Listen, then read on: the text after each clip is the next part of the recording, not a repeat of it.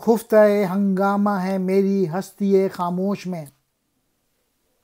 پرورش پائی ہے میں نے صبح کی آغوش میں، مضطرب ہر دم میری تقدیر رکھتی ہے مجھے، جستجو میں لذت تنویر رکھتی ہے مجھے،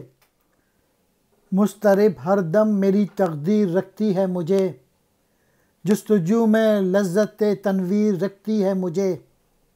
برق آتش خوں نہیں فطرت میں گو ناری ہوں میں، مہر عالم تاب کا پیغام بیداری ہوں میں، سرما بن کر چشم انساں میں سما جاؤں گی میں، رات نے جو کچھ چھپایا رکھا تھا دکھلاؤں گی میں۔ اقبال کے سوال پر سورج کی وہ کرن بولی،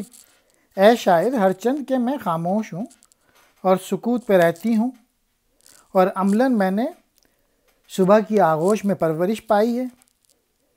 اس کے باوجود نہ جانے کیوں میں ہر وقت بے چین رہتی ہوں، اس کے علاوہ مجھے ہر وقت روشنی کی تلاش اور جستجو اور لگن رہتی ہے، اور یہ بھی درست ہے کہ میں اپنی فطرت کے اعتبار سے آگ کی پیداوار ہوں، اس کے باوجود میری عادتوں میں برق جیسا رویہ موجود نہیں ہے، یعنی میں بجلی اور آگ کی طرح کسی شے کو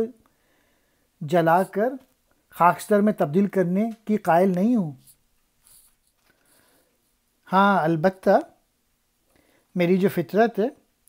وہ یہ ہے کہ جب طلوع ہو جائے تو میں ساری دنیا کو اپنے احاطے میں لے لیتی ہوں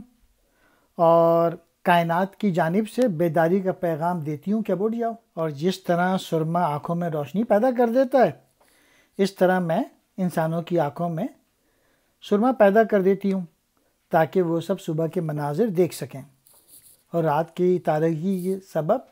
جو چیزیں ان کی نگاہوں سے پوشیدہ ہو گئی تھیں وہ دوبارہ ان کو نظر آ جائیں۔